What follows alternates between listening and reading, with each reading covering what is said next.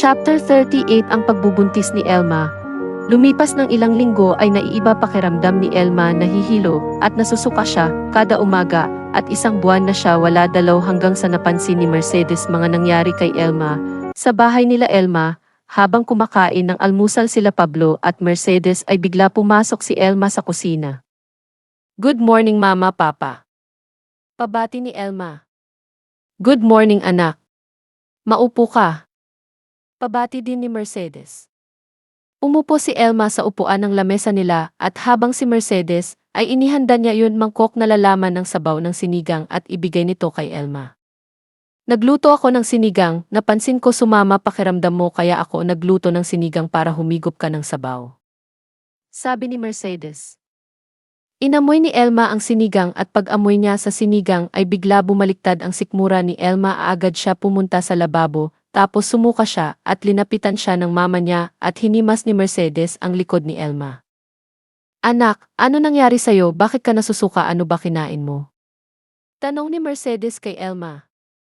"Ewan ko po mama, lately po palagi ako nahihilo at saka po isang buwan ako wala dalaw," sabi ni Elma. "Anak, sabihin mo sa akin may nangyari na ba sa inyo ni Alex?" tanong ni Mercedes kay Elma. "Opo mama," sabi ni Elma. Ang pakiramdam ni Mercedes ay buntis si Elma, kaya nadesisyon si Mercedes ng check-up si Elma dahil baka totoo ang hinala niya tungkol sa anak niya. Tapos isang oras sa ospital habang naghihintay yun mag-ina sa resulta ni Elma ay bigla pumasok yung doktor sa kwarto kung saan sina Elma at agad itanong ni Mercedes sa doktor kung ano resulta yun lab ni Elma. "Dok, kamusta po ang anak ko? May sakit ba ang anak ko?" sabi ni Mercedes. "Mrs., wala sakit ang anak niyo. Normal yan ang nararamdaman niya paghihilo at pagsusuka kada umaga," sabi ng doktor. "Ano po ibig niyo sabihin, Dok?" tanong ni Elma. "Congratulations Elmalyn, you are 5 weeks pregnant," sabi ng doktor. Di alam ni Elma kung ano nararamdaman niya sa oras yon, mahalo saya at takot. Masaya siya dahil magiging nanay na siya at natatakot siya dahil sa maging reaksyon ni Alex. Sa kabila, banda sa parking area ng mall, habang naglalakad si Gabby papunta sa coach niya ay meron siya nakita isang kotse pamilyar sa kanya, tapos bigla niya naalala yun coach ni Jessica, kaya pamilyar sa kanya yun coach, kas noon sila pa ni Jessica, ay yun kotse ang ginagamit nila sa tuwing nagdadate sila. Tapos lalapitan sana ni Gabby yun kotse, kaso bigla dumating sila Jessica at Alex, nagtataka si Gabby kung bakit magkasama si Jessica at boyfriend ni Elma. Agad nagtago si Gabby sa gilid ng kotse katabi ng kotse ni Jessica. "Thank you, bae. For today nag-enjoy ako," sabi ni Jessica. Ako rin naman na-enjoy din. Sabi ni Alex. "Pwede labas tayo ulit kasi nakakasawa na, sa hotel lang namin pwede tayo magkita," tanong ni Jessica kay Alex. Alam mo naman di pwede tayo mag-date sa labas, baka may makakita sa atin. Sabi ni Alex. "Bakit kasi di mo pa iwanan si Elma?" sabi ni Jessica. Pinag-usapan natin yan. Di ko kaya iwanan si Elma, lalo na pinangako ko siya ng kasal. Sabi ni Alex. "Paano ako? Alex, mahal kita at alam ko mahal mo rin ako, di ba? So bakit di mo kaya iwanan si Elma?" "Alex, gusto ko ako lang. Hindi yun meron ako kahati sa puso mo, ayoko na maging kabit mo, gusto ko maging legal na tayo sa lahat," sabi ni Jessica. Nang marinig ni Gabby yun, parang gusto niya patayin si Alex dahil niloko nito si Elma yun, babae mahal niya, at mas malala pa yun, ex-girlfriend niya nang si Jessica ang kabit ni Alex. Sige, iwanan ko na si Elma, hanap ako ng tiyempo para makipag-break sa kanya, okay? I love you, Jessica. Sabi ni Alex. "I love you too, Alex," sabi ni Jessica. Naghalikan sila Alex at Jessica tapos sumakay sila sa kotse at pagsakay nila agad pumatong si Jessica kay Alex habang hinubad niya ang damit ni Alex habang si Alex hinalikan niya ang dibdib ni Jessica hanggang may nangyari sa kanila sa loob ng kotse. Habang si Gabby lalo nagalit sa nakita. Wala hiya kayo. Lalo ka na Alex, ang gago mo para lokohin si Elma. Di mo ba naisip nararamdaman ni Elma? Galit sabi ni Gabby. Kinabukasan sa bahay nila Elma, kinausap ni Pablo si Elma tungkol sa pagbubuntis niya. Ano plano niyo ni Alex at saka sinabi mo na kay Alex tungkol dyan? Tanong ni Pablo kay Elma. Sasabihin ko po sa kanya, Papa. Pero natatakot ako sa reaksyon ni Alex, baka di pa siya handa maging tatay. Sabi ni Elma. Kahit ano reaksyon niya, ay dapat maging responsable si Alex sa inyo ng magiging apo ko. At dapat bago pa lumabas ang apo ko, dapat kasal na kayo ni Alex, okay? Sabi ni Pablo. Opo, Papa. Sabi ni Elma. Sa kabila, banda sa hotel, habang nagtatrabaho si Jessica, ay bigla pumasok si Gabby sa opisina ni Jessica. Agad tumayo si Jessica sa lamesa niya at lumapit kay Gabby. Gabby, ano ginagawa mo dito? Tanong ni Jessica kay Gabby. Gusto kita kausapin. Sabi ni Gabby. About what? Teka, kailangan ba natin ng closure? Kasi alam ko lang ikaw nagkipag-break sa akin. Sabi ni Jessica. Hindi tungkol sa atin gusto ko pausapan. Tungkol sa inyo ni Alex. Sabi ni Gabby. Nagulat si Jessica sa sinabi ni Gabby dahil alam nito tungkol sa kanila ni Alex. Ano? Nagulat ka? Alam ko may relasyon kayo ni Alex. Sabi ni Gabby. Paano mo nalaman? Tanong ni Jessica kay Gabby. I saw you with him in mall. Sabi ni Gabby. Ano pakialam mo sa amin ni Alex? Teka, wag mo sabihing mahal mo pa ako at nagsiselos ka. Hoy, para sabihin ko sa'yo hindi na kita mahal. Sabi ni Jessica. Hindi ako nagsiselos, ang point ko lang ay niloloko niyo si Elma. Mahal na mahal ni Elma si Alex kaya tigilan niyo pagagago kay Elma kundi I told her everything about you and Alex. Banta ni Gabby. May gusto ka ba kay Elma kaya ka ganyan protective sa kanya? Tanong ni Jessica kay Gabby. Paano kung oo may gusto ako kay Elma, ano gagawin mo? Sabi ni Gabby. Parang demonyo sa tuwa si Jessica sa sinabi ni Gabby at may naisip si Jessica. I have something to offer you. Gusto ko agawin mo si Elma kay Alex para malaya na kami magsama ni Alex.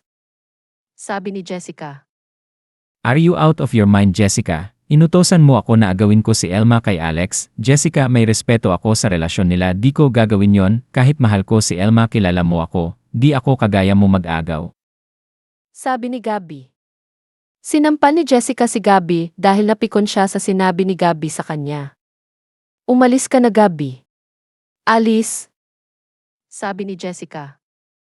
Lumabas na si Gabby sa opisina ni Jessica habang si Jessica nagsisigaw sa sobra galit. Tapos ilang oras sa kondo ni Alex habang nakaupo sila Alex at Elma sa sofa ay bigla na tanong si Elma kay Alex. Love, may tanong ako. Sabi ni Elma. Ano yun? Tanong ni Alex kay Elma. What if, mabunga mamahalan natin, ano siguro reaksyon mo? Tanong ni Elma. Ano ibig mo sabihin? Kumunot ang noo, sabi ni Alex. Hinawakan ni Elma ang kamay ni Alex. Love, buntis ako. Nakaka-baby na tayo. Sabi ni Elma. Nagulat si Alex sa sinabi ni Elma dahil hindi niya inasahan na buntis niya si Elma. Nagbibiro ka ba? Prank mo ba lang yun sinabi mo? Kumunot ang noo, sabi ni Alex. Alex, ano sinasabi mo, love? Totoo sinabi ko, sa tingin mo ba nagbibiro ako sa kalagayan ko ngayon? Di ka ba masaya dahil nakaanak na tayo? Sabi ni Elma. I'm sorry love, nabigla lang ako pero masaya ako dahil magiging daddy na ako, wag ka na magalit, masama yan. Sabi ni Alex. Okay. Sinabi ni Papa nagpakasal na tayo bago pa lumabas si baby. Sabi ni Elma. Nagyakapan sila pero nasa isip ni Alex ay ano gagawin niya o paano niya sasabihin kay Jessica. Kinabukasan sa hotel, ipatawag ni Jessica si Elma dahil ngayon lang pumasok si Elma sa hotel sa opisina ni Jessica. Habang nagtatrabaho si Jessica ay bigla may kumatok. Come in. Sabi ni Jessica. Pumasok si Elma at lumapit nito sa lamesa ni Jessica. Good afternoon, ma'am. Pabati ni Elma. Good afternoon, maupo ka. Sabi ni Jessica. Umupo si Elma sa upuan ng lamesa ni Jessica. Ma'am, bakit po mo ako ipatawag? Tanong ni Elma. Gusto ko nalaman kung bakit di ka pumasok na 2 araw. Sabi ni Jessica. Kasi po masama pakiramdam ko kaya po di ako pumasok na 2 araw. Sabi ni Elma. Ah, may sakit ka? Sabi ni Jessica. Yun nga po akala ko may sakit ako. Sabi ni Elma. Ano dahilan kung bakit masama pakiramdam mo kung wala ka sakit? Sabi ni Jessica. Buntis po ako. Sabi ni Elma. Nagulat si Jessica sa sinabi ni Elma. Ano ulit sinabi mo? Sabi ni Jessica. Buntis po ako at saka po aalis na ako dito sa hotel next month dahil masama sa akin, mapagod sa trabaho at nagpapakasal na kami ni Alex. Sabi ni Elma. Nasaktan si Jessica sa sinabi ni Elma. Congrats. Sabi ni Jessica. Thank you, ma'am. Sige po, ma'am, balik na po ako sa kusina. Sabi ni Elma. Lumabas si Elma sa opisina ni Jessica habang si Jessica ay medyo umiiyak. Tapos ilang oras nagkita sila Alex at Jessica sa kwarto habang nakatingin si Jessica sa bintana at iisip niya sa sinabi ni Elma ay bigla dumating si Alex at nakita ni Alex parang malalim pag-iisip si Jessica tapos lumapit si Alex kay Jessica. Niyakap ni Alex si Jessica sa likod nito tapos inalis ni Jessica ang kamay ni Alex sa katawan niya. Ano problema? Tanong ni Alex kay Jessica. Problema? Sinabi mo sa akin nakikipag-break ka na kay Elma tapos nalaman ko binuntis mo siya at ikakasal na kayo. Sabi ni Jessica. Let me explain. Kailangan ko siya panindigan para sa anak namin. Sabi ni Alex. Pero nag-promise ka, iiwanan mo na si Elma, pwede naman wag mo panindigan yun bata kung gugustuhin mo. Sabi ni Jessica. Jessica, ano sinasabi mo? Anak ko involved dito at di ko kaya na lumaki ang anak ko wala ako sa tabi niya. Sabi ni Alex. Alex, ayoko na ganito, gusto ko malaya tayo magsama. Parang di ko kaya kapag napakasal kayo ni Elma. Alex, sana ako naman ang piliin mo. Namamakaawa at umiiyak sabi ni Jessica kay Alex.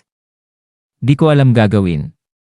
Naguguluhan na ako sa sitwasyon natin. Mahal kita pero kailangan ko piliin siya. I'm sorry Jessica, but let's end this.